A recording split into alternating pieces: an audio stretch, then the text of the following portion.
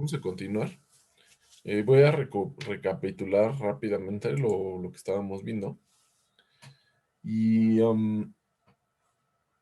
estuvimos viendo, primero vimos que había un problema con la capacidad calorífica, y la capacidad calorífica se había estado calculando anteriormente, hace más de 100 años, hace 120 años, con modelos clásicos de termodinámica. Y uno de esos modelos clásicos corresponde de- al modelo o la ley de Dulong-Petit, y que dice que la capacidad calorífica debe ser igual a 3 veces R, donde R es la constante de los gases, o 3 veces K, que es la constante de Boltzmann para un solo átomo, para una sola partícula de gas, para un solo átomo de gas, perdón.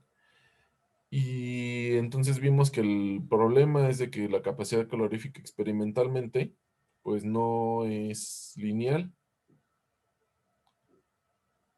Vemos que tiene esta forma, y les dije que en experimentos es proporcional a alfa t cúbica más gamma t, y tiene esta forma que empieza a decaer. Y entonces los científicos de aquella época dijeron, no, pues necesitamos solucionar este problema o entender qué es lo que está pasando. Y Einstein se dio a la tarea de incluir vibraciones, hacer un modelo de vibraciones para, para solucionar o para tratar de explicar la capacidad calorífica. Y entonces hicimos la deducción de cómo llega a ese caso, y entonces se utilizó algo de termodinámica estadística. Por eso encontramos finalmente que la capacidad calorífica es la derivada de la energía promedio, o perdón, sí, average, sí, promedio, con respecto a la temperatura. Y entonces esta expresión que utilizo aquí pues viene de termodinámica estadística, se utilizó la función de partición, y utilizo esta definición de energía que es importante, y pues ya es el único secreto, ¿no? Pero se le ocurrió usar ese modelo vibracional. Esto es para una cadena en una dimensión, y para en 3 dimensiones quedamos que la función de partición pues está en 3 dimensiones, y ya aparece simplemente el 3. Después vimos que este modelo, que es esta línea, pues ajusta, ya decae de menos, ¿no? Que ya tiene ciertos parecido a los datos experimentales, pero vimos también que tiene cosas como que no se parecen, como que aquí no ajusta, como que aquí no ajusta, y pueden decir, ah, es error experimental, pero vemos que en los límites no ajusta bien. Vimos que en el límite mayor, cuando la temperatura es muy alta, esto se convierte nada más en 3 kb. Entonces esto sí coincide, o sea, C es igual a 3 kb cuando la temperatura es muy alta. Aquí la temperatura está metida de beta, porque beta es 1 sobre KT, o sea, K es la constante de Boltzmann. Cuando la temperatura está muy alta, pues sí da. Ajá. Pero cuando la temperatura está muy baja, quedamos que no, que esto tiene una forma exponencial. Vamos a repasar qué pasa si la temperatura es muy baja. Entonces, si la temperatura es muy baja, este exponente se hace muy grande, ¿cierto? Porque aquí está la temperatura 1 entre KT. Si T es muy pequeño, ¿qué le pasa a este beta? ¿En qué se convierte si T es muy pequeño? ¿Cómo se hace beta? Grande. Grandes, tiende a infinito, ¿verdad? Si la temperatura tiende a cero, beta tiende a infinito. Entonces, un número elevado a infinito, pues infinito, infinito, este ya sería irrelevante. Ajá. Entonces, es un número muy grande elevado al cuadrado entre esta exponencial. Ajá. Entonces, nada más queda uno entre un número muy grande. Y aquí este número también es grande, pero están de acuerdo que si este es el exponencial, este número va a ser más grande que este todavía. ¿Sí? Entonces resulta que ese factor remanente, que es exponencial, no coincide con las observaciones experimentales. Ajá. y todavía aquí vemos que hay algo que no ajusta. Entonces, este es el artículo original de Einstein en 1907, pero Divide no se quedó con eso, dijo, no, todavía tenemos que solucionar este problema que pasa a bajas temperaturas. Entonces, se utilizó el mismo modelo, la misma idea de Einstein de incluir vibraciones. Ajá. Ah, bueno, esto es lo que les estaba diciendo de los extremos. Los extremos no ajustan, experimentalmente vemos que va a T cúbica. Pero Debye, pues no se quedó ahí. Y Debye decidió que había que analizar más a fondo qué es lo que pasaba con este extremo a baja temperatura. Entonces utilizó el mismo modelo de Einstein, la misma idea de Einstein de utilizar vibraciones y para tratar de obtener esta relación de la capacidad calorífica con respecto a T cúbica. Entonces trató de resolver esos problemas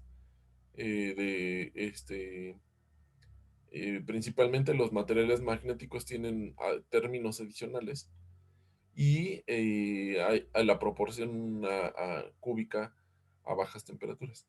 Para esto lo que se le ocurrió es pues incluir las ideas de Planck.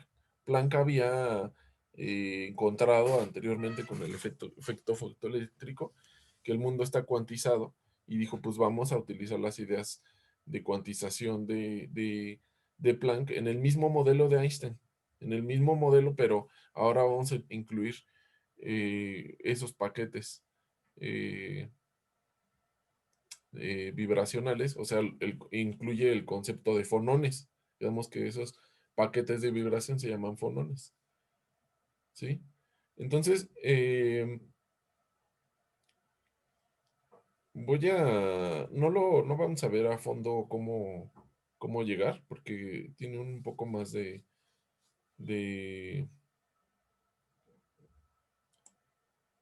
eh, a ver, espérenme.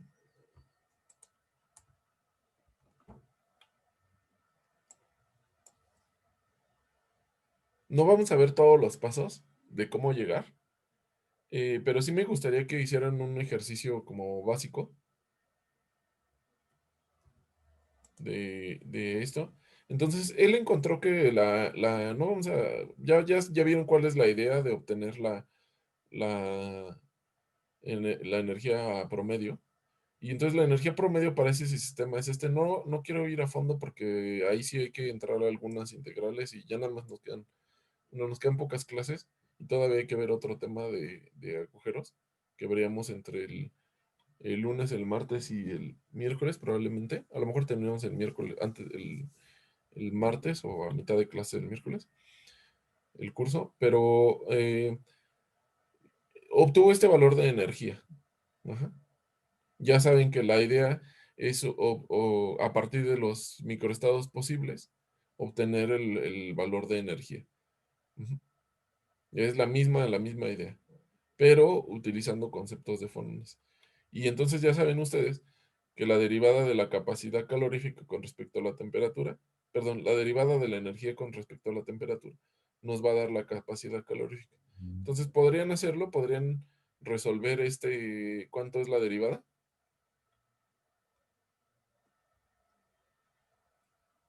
¿Creen que en 5 minutos lo pueden hacer?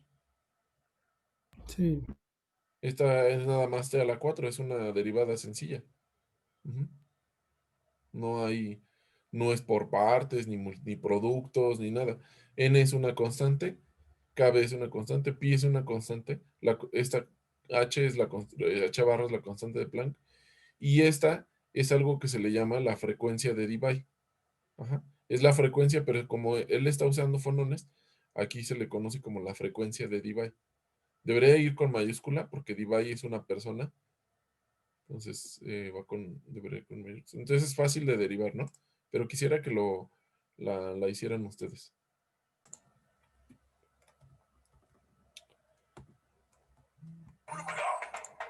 Ah, caray.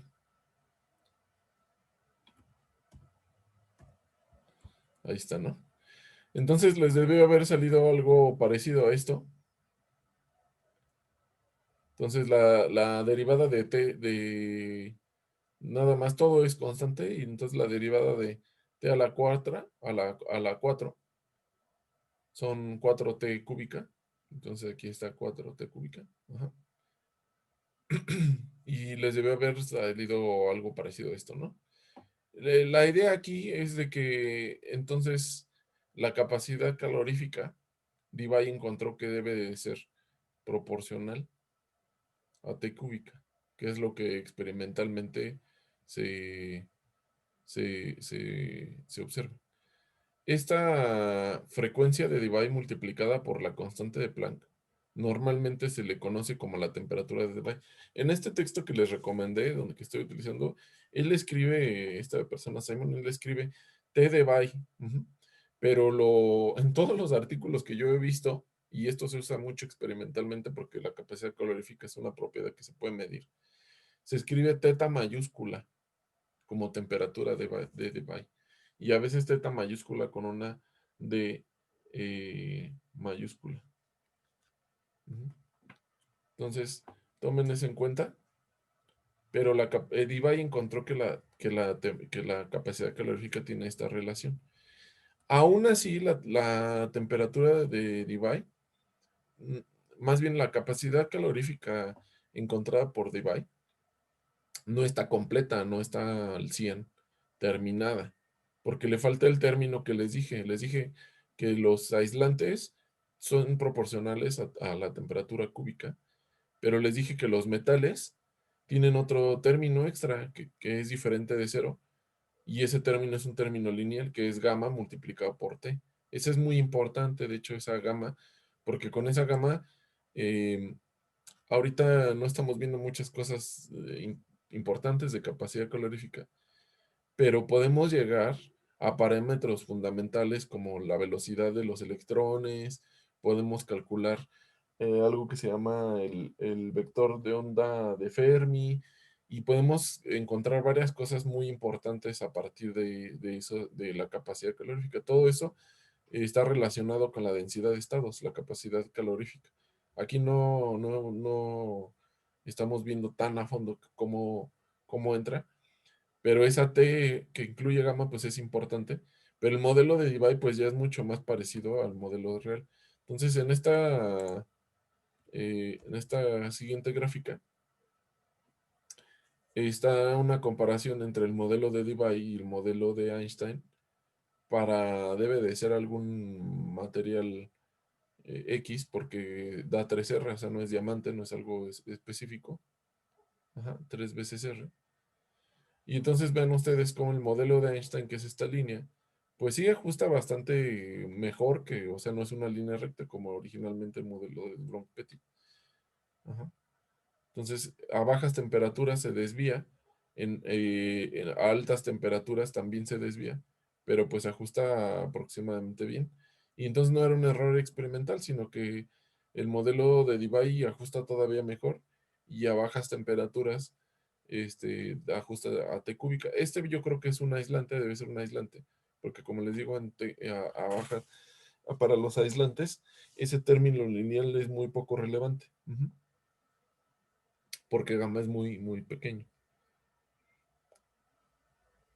Pero pues sí, ajusta mejor, y es un modelo importante que se utiliza hoy en día, el modelo de Debye, pero pues aún falla en los metales y no es muy bueno a muy bajas temperaturas. Bueno, con esto cerramos eh, la parte de la unidad de propiedades térmicas, capacidad calorífica, termodinámica estadística, aunque todavía vamos a usar un poquito de termodinámica estadística para la cuestión de los agujeros. Por eso volteé las unidades, si se fijan las cambié de orden, porque con los agujeros todavía vamos a utilizar eso de termodinámica estadística. Quisiera preguntarles, ¿tienen alguna duda respecto a estos temas que hemos visto? Si queda clara la conclusión general. Sé que hay muchos temas muy profundos, a lo mejor no tuvimos tiempo de analizar todo con calmita. Termodinámica estadística es una materia aparte en la Facultad de Química pueden llevar simplemente esa materia, todo el semestre ven eso. Pero no sé si tienen alguna duda de lo que vimos. ¿Hay otro modelo más completo que el de Debye? Eh, pues hay varios modelos, dependiendo para la situación. Em, eh, pero en realidad sí es este modelo que les digo de gamma T. Ese es un modelo más completo, pero no recuerdo si tiene un nombre en especial o, o es como un parche al modelo de Divide, pero sí hay modelos, o sea, yo recuerdo, o sea, esa función que les digo, que les puse aquí, de hecho,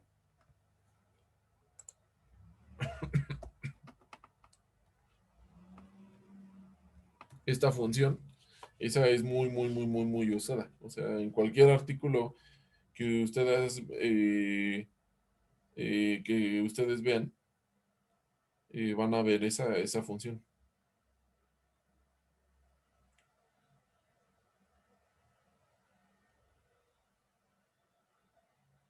¿Y se introduce una constante para romper la relación?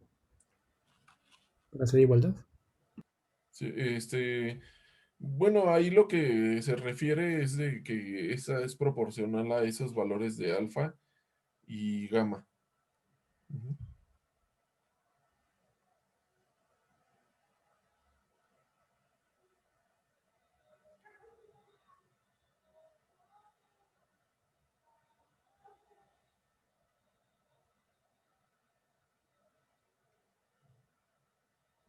¿Alguna otra pregunta?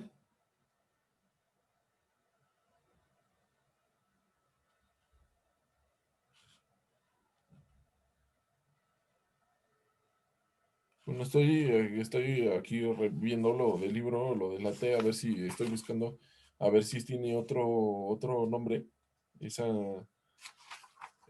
cuando tiene T, pero parece ser que no.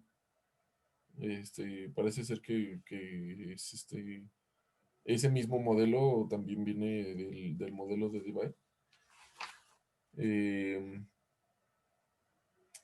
y bueno, en la ciencia, eh,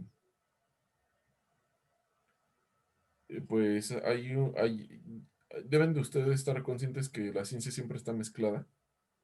No deben de pensar, yo voy a estudiar una ingeniería, yo voy a estudiar un, yo soy químico o otras áreas, biólogo o físico o así, ¿no?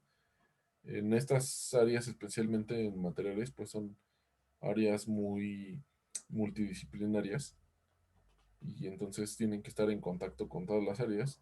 Por ejemplo, Einstein, pues era físico, pero Debye era químico, ¿no? Y entonces pareciera que en ese entonces los químicos no tuvieran mucha relación con, con mecánica cuántica o que apenas no podían entenderlo, pero resultó que Debye fue el que aplicó la mecánica cuántica o la idea de cuantización a, a este modelo de vibraciones, esta idea de fonones, a esta, a esta idea. Entonces, solamente lo digo para que siempre expandan su mente y no piensen esto no me corresponde a mí y tengan la idea de simplemente resolver los problemas con las herramientas que puedan. Bueno, ¿alguna duda o algo?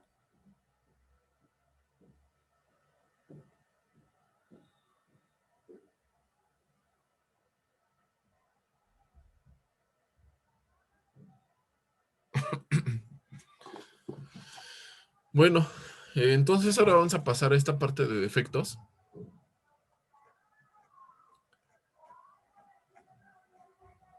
Algo de Ferro Ovejo que quieran vender. Propiedades térmicas, pues sí, ya vimos esto bien. Se suponía que esta unidad 5 a ver, tenía solamente 6 horas, es una semana. Pues sí, son unidades algo pesadas. simetría. Siento que en general la clase está un poco pesada, está un poco cargado de temas complicados, pero pues espero que lo hayan podido digerir porque hay bastante, son varias horas a la semana. Entonces ahora ya vamos a empezar con esto de los defectos. Primero, también esto lo voy a cambiar de orden. En vez de empezar con termodinámica de defectos de la energía configuracional, primero voy a explicar qué es un defecto, que son este unidad de aquí, y voy a explicar qué tipos de defectos hay, y hay muchos tipos de defectos. Luego vamos a ver algo de notación, y luego sustituciones, defectos extrínsecos, intrínsecos, y luego ahora sí vamos a regresar y vamos a tomar otra vez lo de termodinámica, pero aplicado a defectos. Ajá, y ya al final esto es como termodinámica. Energías de red sí es algo microscópico y ciclo de Von Haber es una cosa macroscópica, o sea, utiliza parámetros macroscópicos del mundo grande para analizar los, las energías. Entonces, esta es esta parte también les quiero decir, les voy diciendo de dónde lo tomo o de dónde viene más acomodado, porque si no me entienden lo que estoy diciendo, ustedes pueden leerlo, ¿no? Ustedes pueden, a lo mejor en el libro, en los libros, a veces viene explicado de otra forma, o viene más a fondo, o viene otros ejemplos, o así, ¿no? Entonces, para esta parte de defectos, esto no lo van a encontrar en este libro Simon, que les dije que me gustó para lo que estábamos viendo, pero viene en este otro libro que se llama West. El autor se llama Anthony West, eh, y el libro se llama Solid State Chemistry and Its Applications, y creo que son dos unidades acerca de defectos, y pueden ahí también estudiar esta parte. De hecho, varias figuras las tomé de ahí. Entonces pueden checarlo también ahí si tienen alguna duda de qué es lo que está sucediendo, ¿no? Bueno, entonces vamos a continuar. Entonces, vamos a ver un overview, una forma general, nada más termodinámica. Les dije que después vamos a entrar más a fondo en esto de la termodinámica. Pero en general, los defectos es algo natural que ocurre en los compuestos. Hasta el momento habíamos manejado que los sólidos son cristalinos, que es periódico y que tiene una continuidad y en el espacio y que son repetitivos, pero ese es el modelo más ideal. La realidad es que siempre existen defectos, o sea que los iones no se acomodan exactamente en el punto donde debe ir por siempre. O sea, siempre hay una concentración de defectos. Claro que de esta concentración de defectos a veces puede ser eh, discriminada, o sea, es muy pequeña comparado con la cantidad de átomos que están ordenados, y por eso tomamos el modelo ideal de cuando está todo acomodado. Pero la realidad es que los defectos existen, siempre existen, y es una propiedad termodinámica. De hecho, podemos calcular la cantidad de defectos con esta relación que vimos para la entropía. Ajá, que determinó Boltzmann, que la entropía es igual a K, que K es la constante de Boltzmann por el logaritmo natural de W, W es la probabilidad termodinámica, habíamos dicho. Entonces, estos defectos siempre ocurren. Podemos sacar, de hecho, de aquí por medio con la entropía, o sea, esta entropía va aquí, y podemos calcular la energía libre de Gibbs. Ajá. Y la energía libre de Gibbs nos dice que la entalpía, cuando tenemos defectos, la entalpía siempre va a ir aumentando. Pero resulta que la entropía va a ir disminuyendo. Entonces, la suma de esta entalpía y la resta de esta entropía nos va a dar una energía libre de Gibbs que tiene esta forma. Ujú. Entonces, la concentración de defectos de, en un material va a tener una energía libre mínima aquí en un punto. O eso quiere decir que si la concentración es muy baja, o sea, la concentración de defectos, tiene una energía más grande. Después va a haber un mínimo donde la energía es menor, o sea, en este punto la energía es menor, y luego va a empezar a aumentar la energía. Cuando aumentamos la cantidad de concentración de defectos, va a aumentar la energía. Entonces, es muy poco probable, digamos, dijimos de la termodinámica estadística que vimos anteriormente, que los mayores de los niveles energéticos son muy poco probables. Siempre ocurre los de menor energía, vimos, ¿no? Vimos una distribución y que tenía una campana así o un pico, y vimos que en medio es lo más probable y en medio es el de eh, el de menor energía y que es el estado con mayor entropía porque es el estado donde los microestados están más mezclados. Y entonces es muy poco probable que todo está todo ordenado, absolutamente ordenado. Pero de acuerdo a esto también es poco probable que haya demasiado desorden. O sea, que la concentración de defectos aquí alcanza un mínimo y ese es donde es más estable. Ajá. O sea, no puede ser perfecto ni tampoco puede ser que esté todo desordenado. La concentración de defectos, de hecho, comparado con el número de átomos, pues es mínima. No recuerdo si puse en esta presentación el número, pero creo que era 10 a la menos 24 o algo así por cada mol o así. Es muy, o 10 a la menos 3, 10 a la menos 13 o algo así por cada slide. Ahorita busco a ver si aquí puse el número, pero la concentración es baja. O sea, lo que les quiero decir es que principalmente los materiales están ordenados, pero sí existen los defectos. Entonces, hay diferentes clasificaciones de los defectos cristalinos. Ujú. Tenemos tres clasificaciones principales. La primera es según su locación. La segunda es por la concentración y la otra es por su extensión en el espacio. Ajá. Entonces, esas tienen diferentes, dentro de estos tipos de clasificaciones, hay diferentes nombres o clasificaciones también. Entonces, si las puntuales o de locación se llaman, hay de dos tipos, Schottky y Frenkel. Ajá. Vamos a ver cada una de estas más a fondo, pero la Schottky se refiere a vacancias y la Frenkel a intersticial.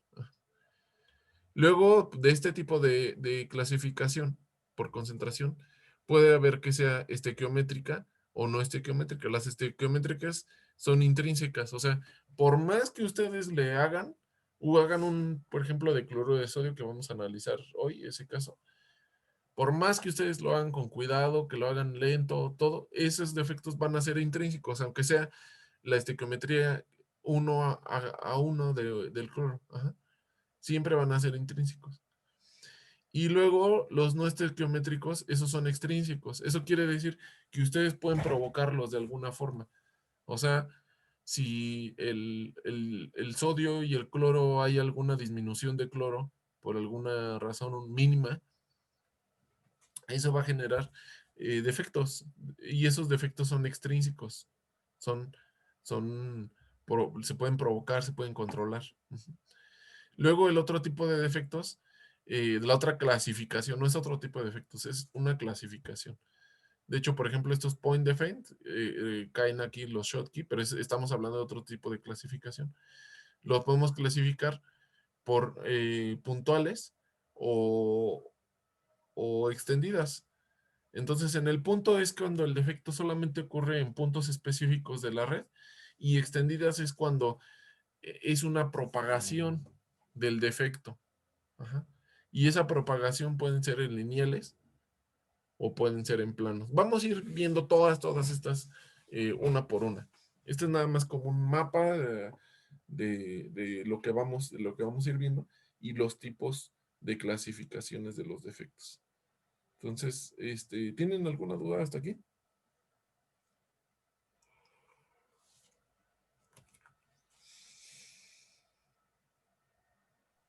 Profe, yo no entendí bien lo de la diferencia entre el defecto por Schottky y el Frenkel. Ahorita lo vemos. O sea, ahorita vamos a ver qué Va. es qué cosa es un defecto Schottky y qué cosa es un defecto Franklin.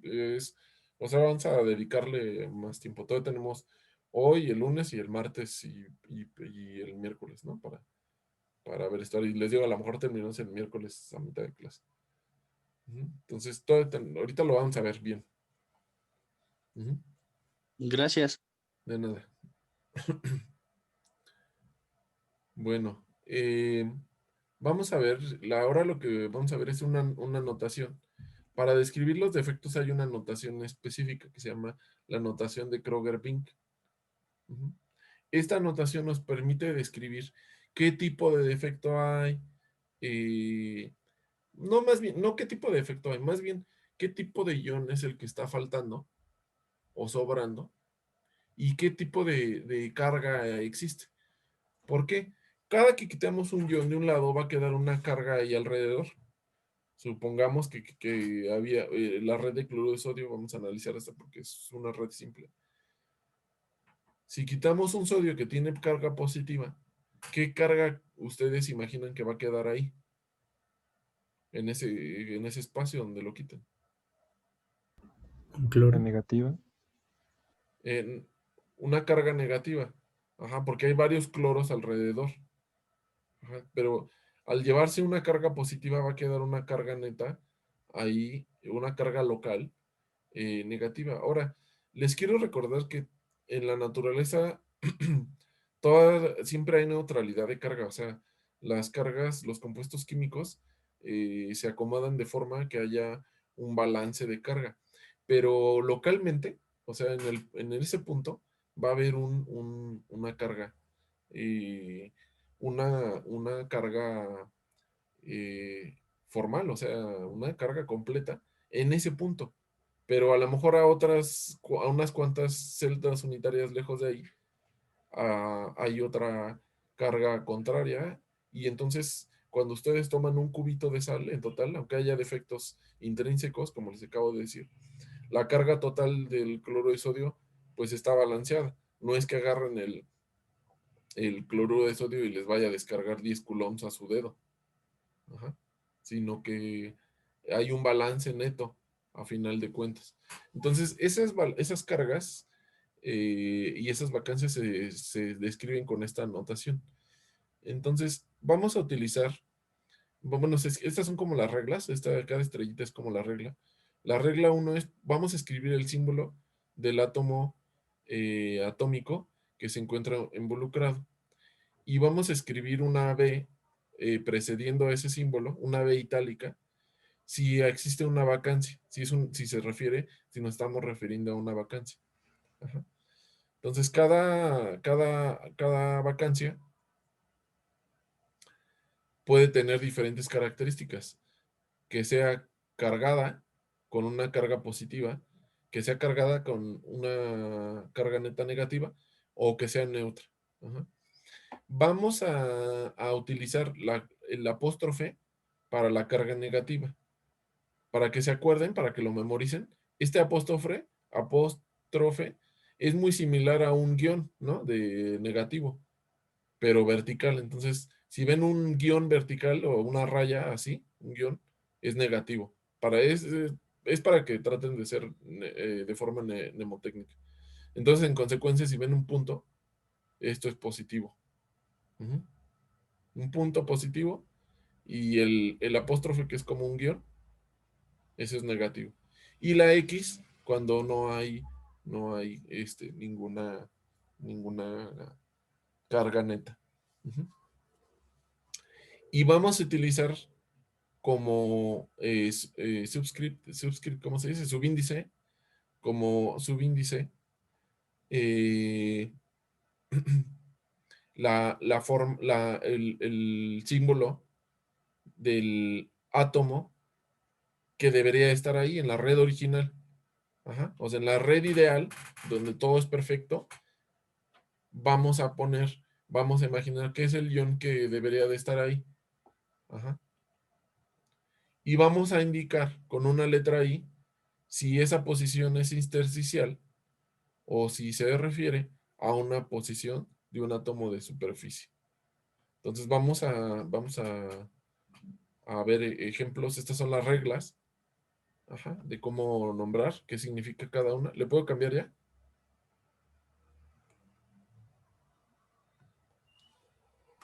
Sí. Ujú. Entonces vamos a ver varios ejemplos, ¿no? Por ejemplo, esta V, aquí estoy mal, aquí hay que, voy a regresar.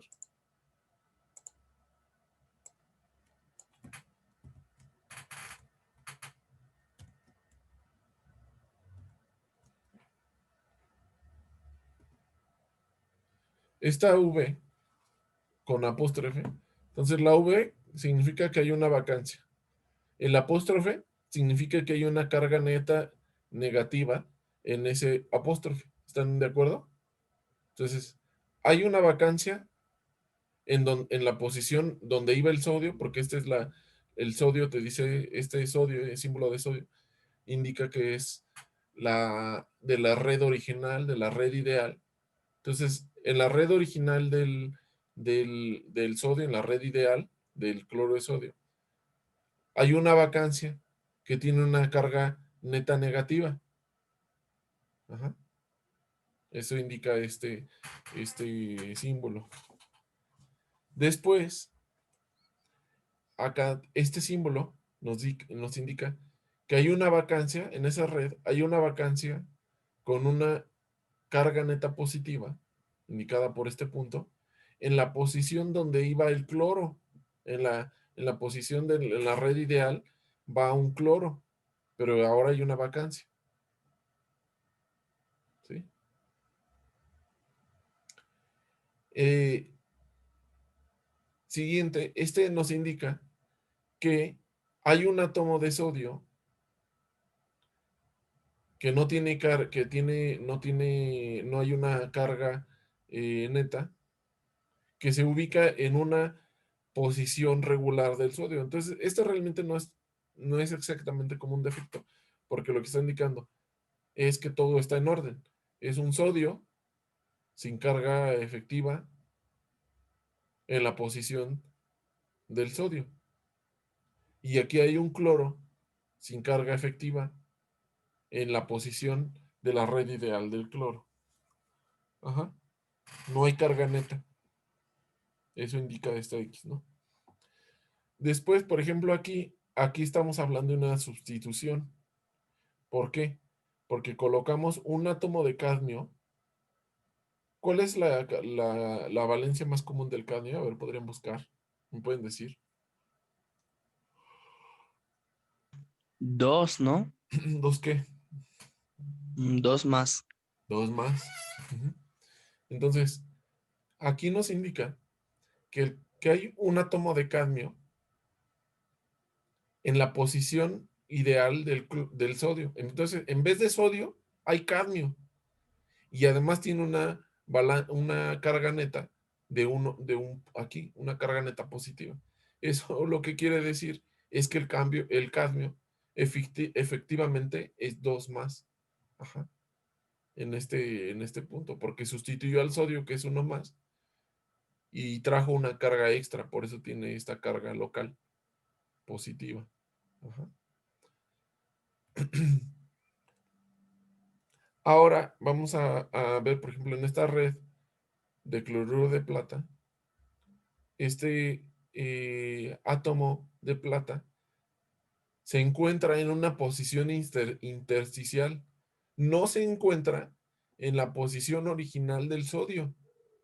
Se encuentra en una posición, digo, perdón, en una posición original de la plata, porque si no quedaría plata, sino que se está acomodando en una posición intersticial.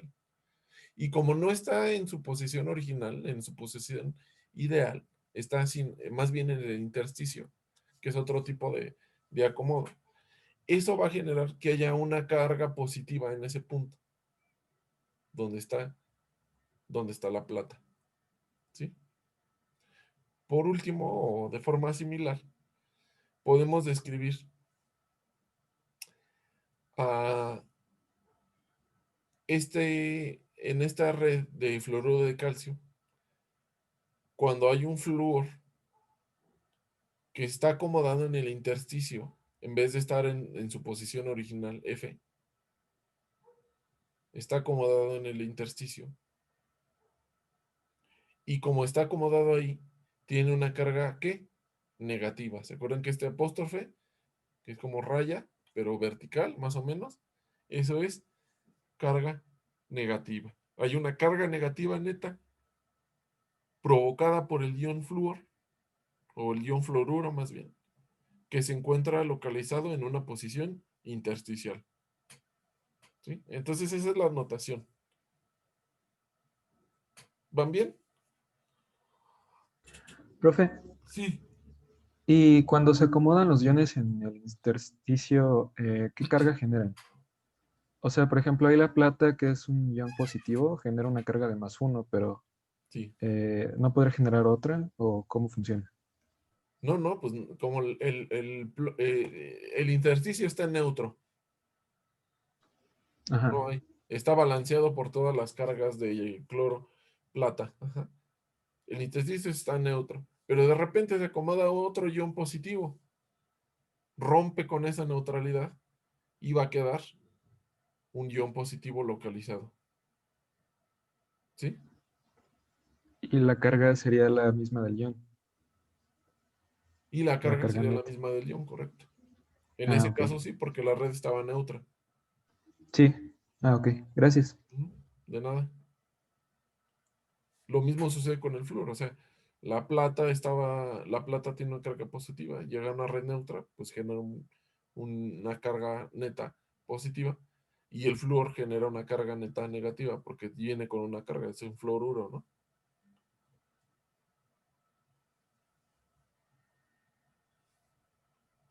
¿Hay alguna duda?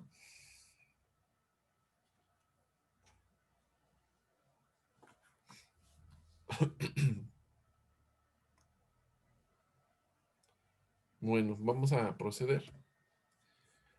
Entonces, esta notación nos sirve para explicar cómo está el balance de aquí, de las vacancias. ¿Me podría alguien que quiera participar, basándose en la notación que hemos visto, la explicación, podrían decirnos, a ver, qué quiere decir esto? ¿Alguien que quiera explicarnos?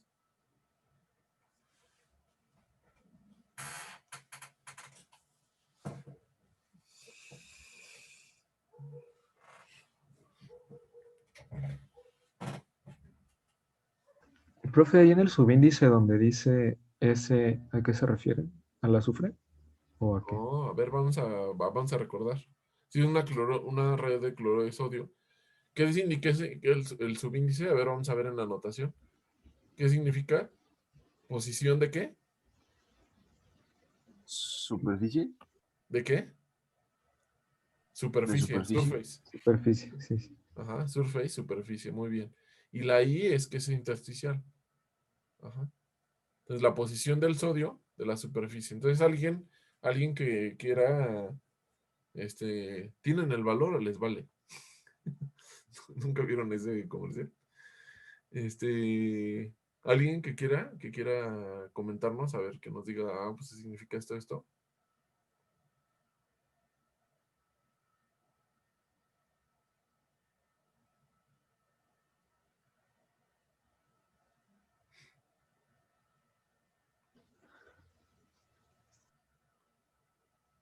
¿no? ¿Es demasiado riesgo para ustedes o? Es que creo que se refiere a que cuando tenemos una red de sodio y cloro que están pues en sus posiciones Ujú. originales Sí, y hay dos vacantes de superficie, sí. eso generaría una vacante eh, donde antes estaba el sodio con una carga negativa y otra vacante donde antes estaba el cloro con una carga positiva. Y, y bueno, los demás, el sodio se queda en la superficie y el cloro también. Ujú. O eso ya no sé muy bien qué Sí, significa. sí, está bien. Ujú. Bueno, esta significa que hay vacantes en la superficie, ¿no? Porque está indicando con notación de vacancias que hay vacantes, sodios vacantes en la posición de sodios en la superficie. Ajá. Muy bien. Entonces, ya que vimos algo de la notación, vamos a tratar de analizar los tipos de defectos según las clasificaciones que les di. Entonces, vamos a ver los defectos Schottky. Como les dije, son defectos estequiométricos. Ajá. Son defectos que no podemos evitar. Entonces, eso indica que son intrínsecos. O sea, ¿se acuerdan que vimos varias clasificaciones? Pero este tipo Schottky pues cae dentro de varias clasificaciones. Entonces, es intrínseco, es estequiométrico y viene en pares. Ajá. El defectos Schottky viene en pares, no es un defecto que venga por sí solo, porque debe de haber neutralidad total de la carga. Entonces, aquí, por ejemplo, hay un átomo de faltante. En la red ideal aquí debería haber un sodio, pero resulta que hay un hueco. En vez de sodio hay nada. Y en otras celdas a una poca de distancia, entonces también falta ahora un cloro. La carga total que existe aquí es negativa porque falta un ion positivo. Entonces ya aquí hay una carga negativa y acá hay una carga positiva. Ajá. Pero el cristal en su totalidad, aquí, todo esto es neutro. ¿Por qué? Porque este tipo de defectos viene en pares. Viene de forma que, que haya una neutralidad del sistema. Aquí hablo de pares porque es el cloruro de sodio, pero por ejemplo, si tuviéramos el fluoruro de calcio, el calcio tiene una carga 2 más. ¿Cuántos fluors requieren estar faltantes si falta un calcio? 2. 2. Entonces, ahí no vendría en pares, ¿verdad? No puede venir en pares de que por cada cloro falta un flúor, sino que vendría en tríos.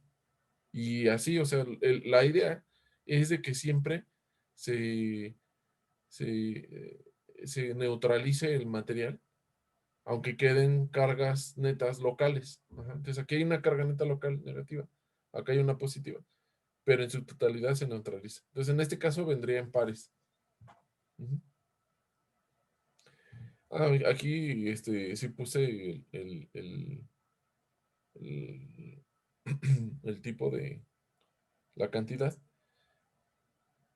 Entonces, hay un defecto por cada 10 a la 15 celdas unitarias. Ajá. O más bien por cada 10 a la 15 sitios. Entonces, 10 a la 15 pues es un numerote. Eso es un 10 con 15 ceros. Pero eso no quiere decir que los defectos no existen. Sí existen. Sí, y esa proporción de defectos está dada por ese número que está ahí. Ujú. ¿Hay Puede, dudas de esto de sí. Schottky? Puede que un material tenga tantos defectos que ya afecte la carga. ¿Te acuerdas que vimos esa curva al principio que es una curva de termodinámica? Ajá. Y entonces no es posible. Termodinámicamente, no es posible obtener un material así. Lo que sí puedes hacer es que a lo mejor lo calientes y lo enfríes rápido y quede con mayor cantidad de defectos. Y entonces es un material, digamos, metaestable. Ajá. No vimos aquí nada, en este curso no hay nada de termodinámica, digamos, de diagramas de fase ni nada. Pero si tú calientas es lo que le pasa al diamante. El diamante no es estable a la presión a la que estamos, ni a la temperatura a la que estamos.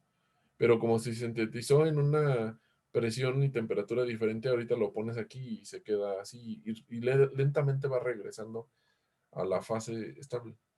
Ujú. Entonces, no sé si queda claro, Emiliano. Ujú. Gracias. ¿Sí? Nada. ¿Dudas o algo que quieran comentar? Estos defectos se utilizan para dopar a los materiales, ¿no? Creo. Eh, vamos a ver, este no significa dopaje, esto que estamos haciendo no es dopaje. Dopaje es cuando incluyes otro ion aparte, pero sí vamos a ver cómo se hace eso de dopaje. Este tipo de defectos Schottky, pues no es algo intrínseco que tienen todos los materiales, pero sí es importante, o sea, estos defectos se utilizan con se pueden aprovechar. De hecho, hay investigación, yo no me dedico a esto de los defectos, pero hay una investigación fuerte en defectos, ¿no? Vamos a ver, de hecho, hay unas cosas, unas líneas de investigación muy fuertes, vamos a ver despuesito. Sirven para sensores o para otro tipo de cosas, ¿no? Sí, es que con lo que menciona Emi, me acordé de, por ejemplo, en las aleaciones, Ujú. ahí sería algo así como un defecto que se incluyen, bueno, no son iones específicamente, pero como que se meten otros átomos. Sí, es un dopaje, ¿no? Por ejemplo, el acero. El acero es Pero, hierro con tantito carbono. Tiene una proporción más o ajá, menos de 3% de carbono o algo así. ¿y esos serían defectos o sería otra cosa? Em, Según yo recuerdo, el acero tiene el carbono en una posición intersticial. Entonces sí sería como un defecto. Pero Ah, ok. depende de la aleación. Hay otras aleaciones que no están en un intersticio, sino que es una am, sustitución de la posición. Ujú. Ok, gracias. ¿De nada? Bueno, vamos a continuar. Vamos a ver ahora un defecto que se llama Frenkel. Es el análogo. Entonces, este tipo de defecto es un defecto estequiométrico. También. Ajá. Entonces es estequiométrico y es intrínseco. Es un defecto que ocurre de forma natural. Por más que ustedes le hagan, este defecto va a ocurrir de forma natural, pero es diferente al defecto Schottky. También es estequiométrico, es intrínseco, pero vamos a ver cuál es la diferencia. Resulta que en el otro faltaba un par de iones, ¿no? En el Schottky faltaba un par o un trío o faltaban cuatro, ¿no? Dependiendo de la carga.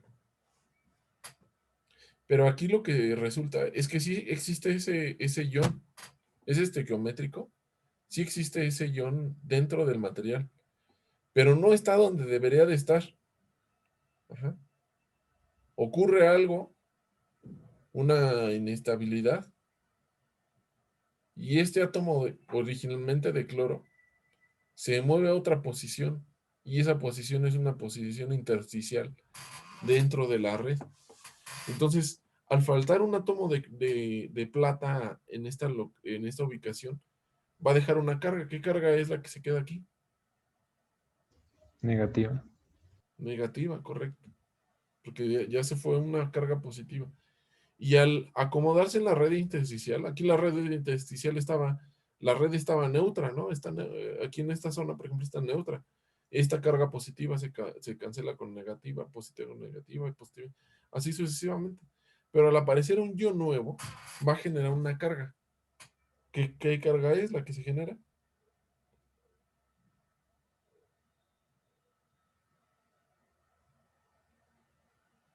En esta ¿Positiva? posición positiva. Entonces, el material sigue siendo neutro en su totalidad porque hay una carga negativa aquí y una carga positiva acá, pero localmente sí tienen las cargas totales. En su toma, en su suma, en su totalidad, pues es neutro. Ujú. ¿Dudas?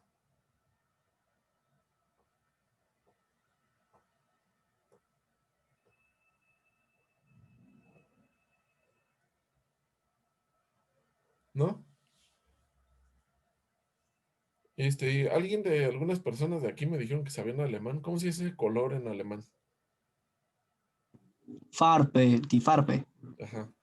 Bueno, entonces resulta que hay un tipo de defecto muy especial que se conoce como Farbezentrum. Ajá. Y Farbe es color en alemán y Centrum es centro.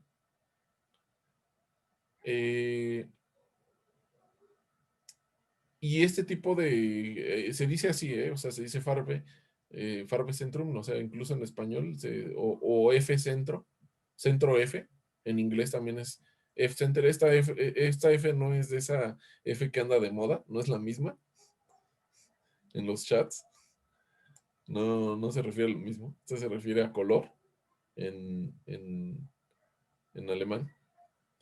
Y también pueden decir centro de color, es también común decir, centro F, pero ya hay otros centros con otras letras según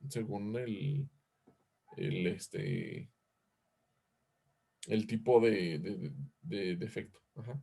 Entonces, ¿en qué consiste esto?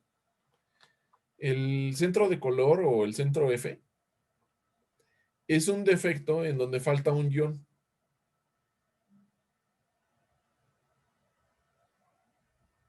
Un ion negativo. Pero resulta que se queda un electrón ahí. Ese electrón puede llegar de diferentes formas ahí. Pero hay un electrón atrapado aquí. Ajá, entonces, en este caso, vean cómo hay un cloro faltante. El cloro tiene carga negativa. Y si se va el cloro nada más así, dejaría una carga positiva. ¿Cómo se llamaría si no estuviera este electrón? ¿Cómo se llamaría este tipo de efecto?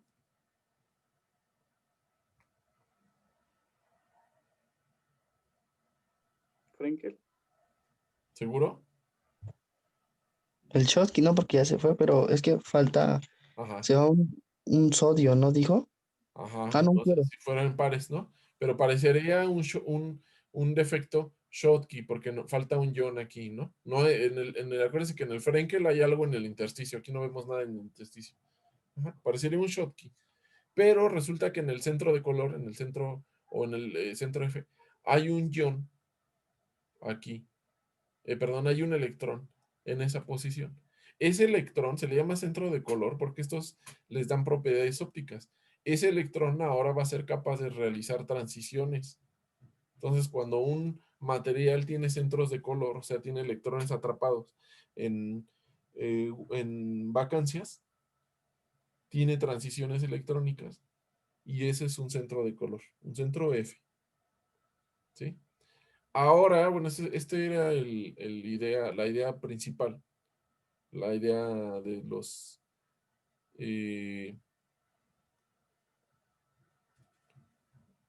eh, de los centros de color.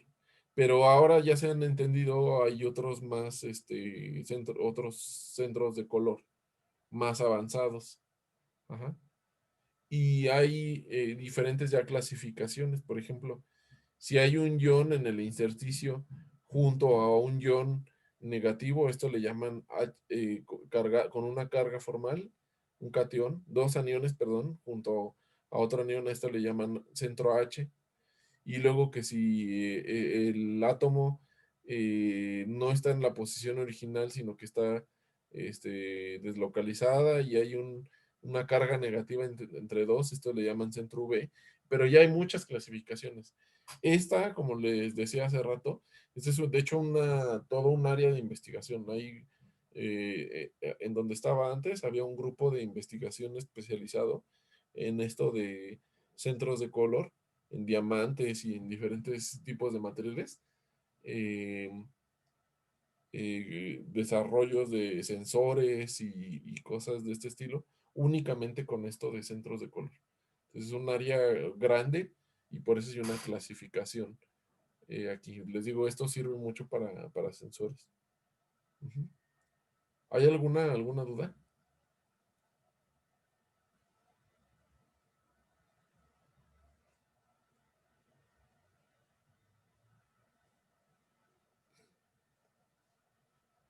¿No?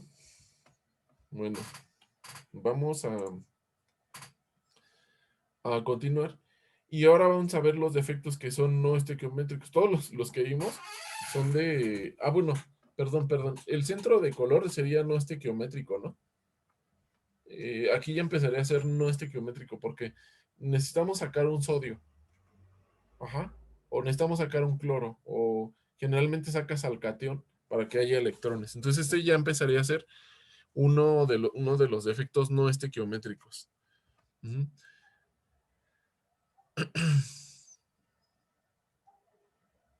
Eh, Ahora podemos generar otros defectos no estequiométricos cuando sustituimos un ion con carga diferente. Vean ustedes que el sodio tiene una carga positiva y el calcio tiene dos cargas positivas. Entonces, si ustedes reemplazan átomos de sodio por calcio, lo que necesitan hacer es que cada calcio va a poder ser capaz, por la situación de la carga, de reemplazar a dos átomos de sodio. Entonces, ¿cómo ocurre esto? En la red va a haber un átomo de calcio, ajá, que va a reemplazar a dos átomos de sodio. Entonces, el sodio aquí desaparece un átomo de sodio y acá desaparece un átomo de sodio, pero aparece un átomo de calcio. Este calcio pues tiene una carga 2 positiva, 2 más, ¿no? Entonces va a cubrir la carga negativa que hay aquí y aquí pues va a quedar una carga parcial negativa. Entonces aquí en estas zonas de aquí va a haber parciales, una parcial negativa de aquí y una parcial positiva acá. Pero esa parcial debe ser del mismo valor para que haya equivalencia o haya neutralidad en el total de la red.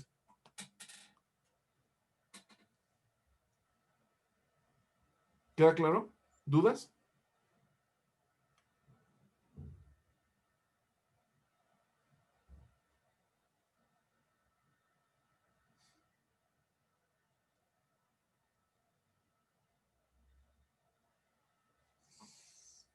¿Nada? Muy bien. Eh, Ahora vamos a ver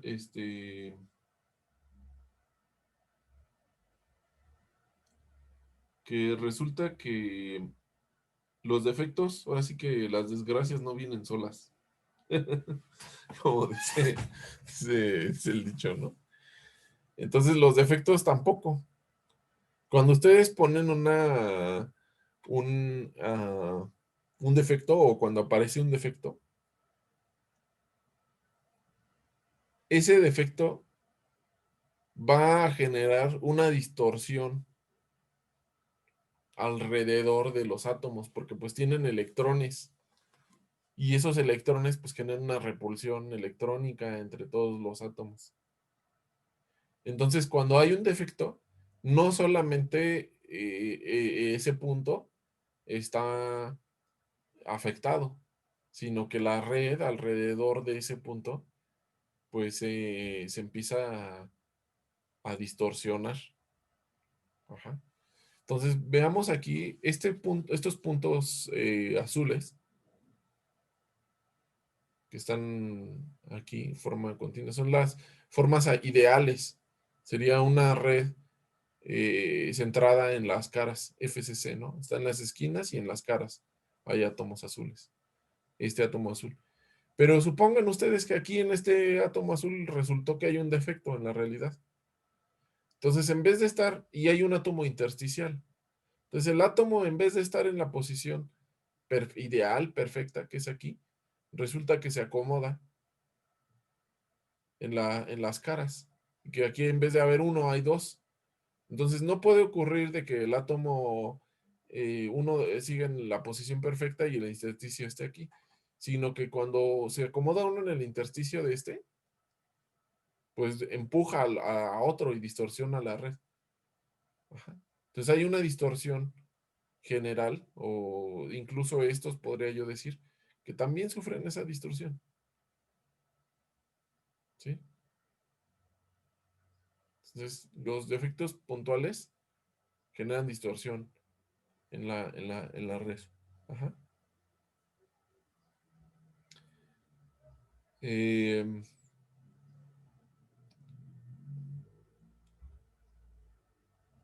ahora, esta distorsión, pues genera que se modifique la red. Ajá.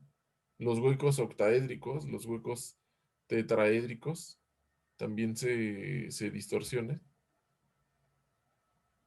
Y en muchas ocasiones, cuando aparecen diferentes tipos de distorsiones,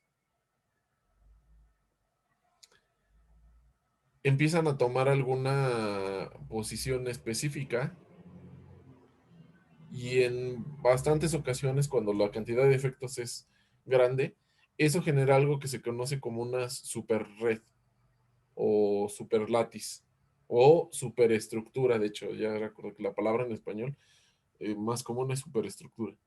Ajá, esa superestructura quiere decir que va a hacer que la celda se multiplique varias veces. La supercelda se le llama también. Entonces, en vez de ser una celda chica, se multiplique por 2 o por 3 o por 4 hasta que se haga el número de agujeros equivalente. Ahora, en cierto momento, no recuerdo si vimos en esta clase, pero es común que ocurra, bueno, no es común, pero a veces ocurre un fenómeno que se llama desproporción de carga. En español no existe, nunca he visto ese término, pero es disproportion charge o charge disproportionation.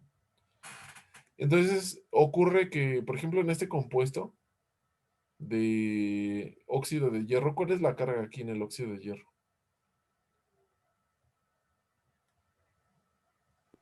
Dos más. ¿Correcto? La carga del hierro es 2 más. Y cuando empiezan a haber vacancias de hierro, entonces la única forma posible de que de este compuesto sea estable, es que existan hierros 2 más y hierros 3 más. Ajá. Entonces el hierro 2 más va a tomar posiciones específicas y se va a ubicar en locaciones octaédricas, que es la posición original que tenía, hierro 2 más, ¿no? Pero el hierro 3 más ahora se va a ubicar en posiciones tetraédricas. Ajá. Inevitablemente, porque tiene diferente tamaño. Ujú. Entonces resulta que alrededor de estos iones, pues va a haber una carga positiva. Sí, porque este ion ahora tiene una carga diferente a la del 2 más, que es mayor. Entonces, la parte local, que serían estos serían los iones de 3 más, estos iones rojos. Esa parte, alrededor localmente va a haber una carga. Pero en su totalidad, ajá, la celda va a ser neutra. Eh, vamos a ver ahora las aleaciones. Muchas de las aleaciones las podrán ver ustedes como una sustitución. Ajá. Entonces, por ejemplo, aquí el latón, que es brass, cobre, zinc, tiene dos fases. A una que se le llama la beta prima y otra que se llama la beta. Ajá. Entonces, la beta prima es una estructura donde tiene los átomos de zinc en las esquinas y el átomo de cobre en el centro. Que esa fase ocurre a, a temperaturas menores de 450 Celsius. Y la beta, nada más así, es una fase desordenada. Esa fase desordenada ocurre a temperaturas mayores de 450 Celsius. Entonces, a esas temperaturas todos los átomos se acomodan de forma aleatoria. Ajá. Y entonces ese es otro tipo de, digamos, de distorsión. Es un tipo de desorden. Están todos desordenados, pero siguen manteniendo esa estructura cúbica.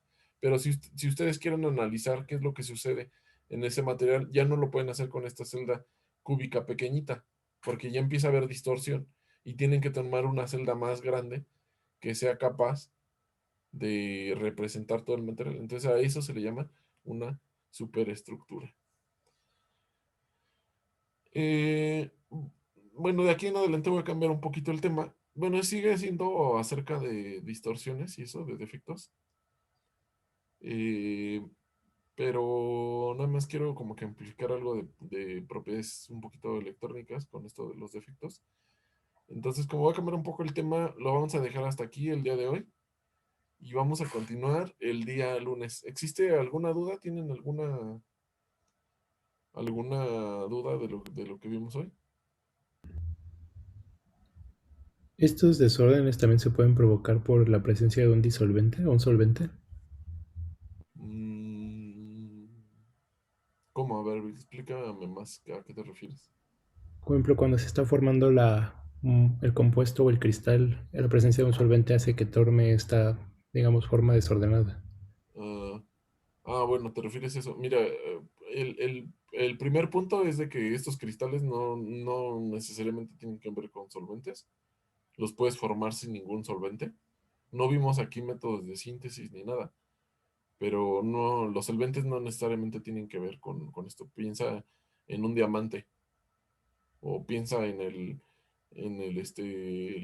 si estás sentado en una silla que tenga metal, ese metal se pudo ver formado sin necesidad de ningún solvente, ¿no? O sea, primero no necesariamente tiene que ver con solvente.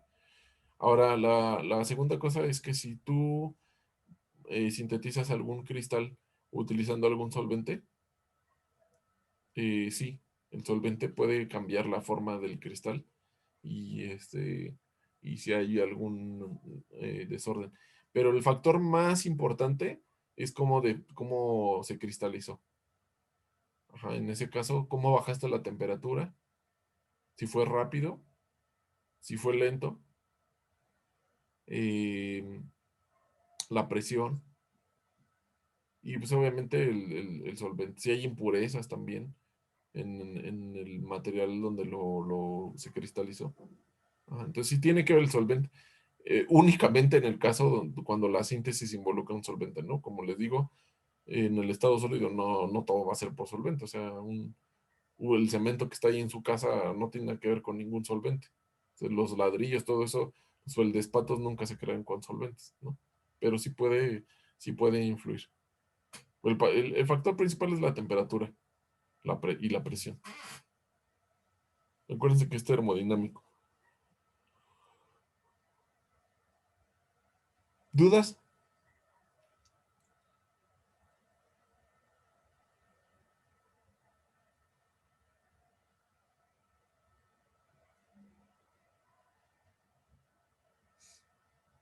¿Todo bien? Todo claro y preciso y sin ningún problema. Bueno, pues me alegro mucho que tengan un excelente fin de semana. Y nos vemos el día